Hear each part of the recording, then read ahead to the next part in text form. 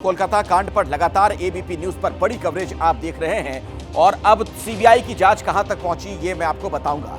बड़ी खबर यह है कि आरजीकर हॉस्पिटल की सुरक्षा का जिम्मा संभालने के लिए सीआईएसएफ की टीम वहां पहुंच गई है। सीआईएसएफ के डीआईजी भी आरजीकर हॉस्पिटल पहुंचे हैं। आपको मैं बता दूं कि कल दरअसल सुप्रीम कोर्ट ने राज्य सरकार, पुलिस और अस्पताल प्रशासन को कड़ी फटकार लगाई थी। सख्त सवाल पूछे गए थे। आरजीकर हॉस्पिटल की सुरक्षा की जिम्मेदारी सीआईएसएफ को सौंपी गई थी, जिसके बाद आज सीआईएसएफ की टीम सुरक्षा संभालने के लिए आरजीकर हॉस्पिटल पहुंची है। आइए सीधे मैं आपको लिए चलता हूं। मनोज्ञा लोईवाल मेरी सहयोगी इस वक्त कोलकाता से हमारे साथ मौजूद है।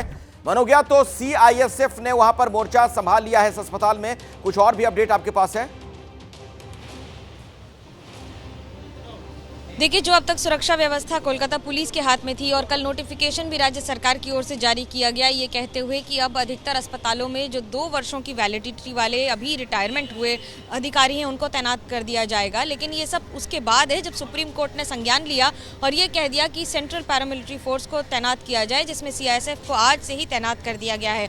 पूरी सुरक्षा व्यवस्था आरजीकर अस्पताल की अब इन्हीं के हाथ में होगी। सेंट्रल फोर्स को देने का पहला कारण ये होता है कि जो ट्रस्ट डेफिसिट है, यानी कि जो भरोसे की कमी है इस समय डॉक्टर्स में, स्थानीय प्रशासन की ओर, उसको कम से कम पुख्ता करने का प्रयास किया जाए।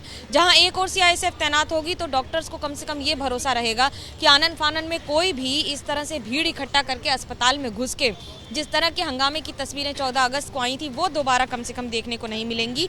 और ये इस बात की जिम्मेदारी भी होगा कि सुप्रीम कोर्ट ने संज्ञान लिया है और अब डॉक्टर्स की सुरक्षा पूरी तरह से अदालत के हाथ में है। ऐसे में प्रशासन के साथ साथ केंद्रीय सुरक्षा बल जो तैनात हो गए हैं, इन्हें भी ध्यान रखना होगा कि अब जो भी मरीज आए कम से कम उनका इलाज शुरू हो पाए। दूसरा पहलू भी है सीआईएसएफ की, अगर बात की जाए तो सेंट्रल इंडस्ट्रियल सिक्योरिटी फोर्स जो है, ज्यादातर जो बड़े औद्योगिक प्रतिष्ठान है, एयरपोर्ट है, मेट्रो है, बहुत ही जो सेंसिटिव इलाके माने जाते हैं, वहां पर इनकी तैनाती की जाती है। अगर इनकी सेवा वहां पर लेनी पड़ रही है तो वहां की पुलिस के लिए तो या सरकार के लिए बड़ी फजीहत की बात है ना कि आप कुछ नहीं कर पा रहे हैं।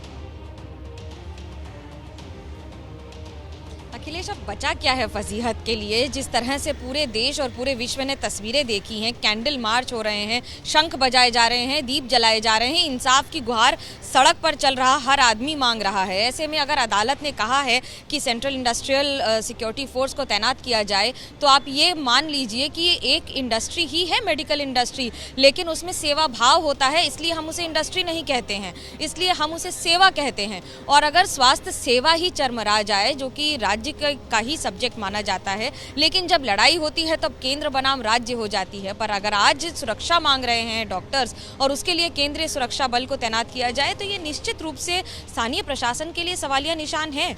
जो सही नहीं हुआ उसे सही किए जाने का प्रयास है। जो हजारों डॉक्टर्स काम कर रहे हैं, सिर्फ आरजीकर में नहीं, जो देश में करोड़ों डॉक्टर्स काम कर रहे हैं, ये उनके लिए भी एक संदेश है, क्योंकि लड़ाई जो आरजीकर से शुरू हुई है उसका एपिसेंटर, पूरे भूकंप का एपिसेंटर तो आरजीकर है। अगर मैं आता हूं मनोज्ञा आपके पास, लेकिन दर्शकों को यह भी बता दूं कि कोलकाता कांड में पूर्व प्रिंसिपल से जुड़ी एक बड़ी खबर आ रही है। आज पुलिस के सामने संदीप घोष की पेशी नहीं होगी। संदीप घोष से आज भी सीबीआई की पूछताछ जारी है। सीबीआई ही सुबह से ही सीबीआई ऑफिस पहुंच चुका है संदीप घोष। संदीप घोष से सीबीआई की पूछताछ का दरअसल आज 6ठा दिन है। आज पुलिस के सामने नहीं होगा संदीप घोष, सीबीआई पूछताछ करने वाली है। इस बारे में कुछ और सूचना आपको मनोज्ञा मिल पाई है?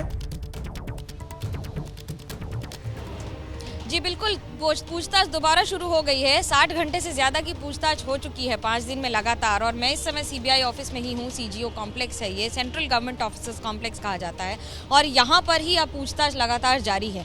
कई बातें सामने आई हैं। अगर मैं डेटा लीक, डेटा रिकॉर्ड्स की बात करूँ तो उसके अलावा भी ऐसी कई शब्दावली है जो उन्होंने बार बार एक ही सवाल के जवाब देने पर नहीं दी है।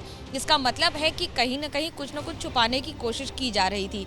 कितना और क्या छुपाया जा रहा है, ये सीबीआई पूरी तरह से अंदेशा लगाने की कोशिश कर रही है। वहीं दूसरी ओर सुप्रीम कोर्ट ने साफ कर दिया है कि 22 तारीख को, यानी कि कल तक के अंदर एक रिपोर्ट फाइल करनी होगी सीबीआई को सुप्रीम कोर्ट के सामने। अभी तक आज की डेट थी जिसको पेश किया जाना था कलकत्ता हाई कोर्ट में, लेकिन वो क्योंकि अब पूरी तरह से मामला सुप्रीम कोर्ट चला गया है तो अब सारी रिपोर्ट्स सुप्रीम कोर्ट को कल तक दी जाएंगी। ऐसे में ये भी बताया जाएगा कि संजय रॉय के पॉलीग्राफ टेस्ट में क्या आया, क्या नहीं आया, किस आधार पर क्या आरोप लगाए जाएंगे।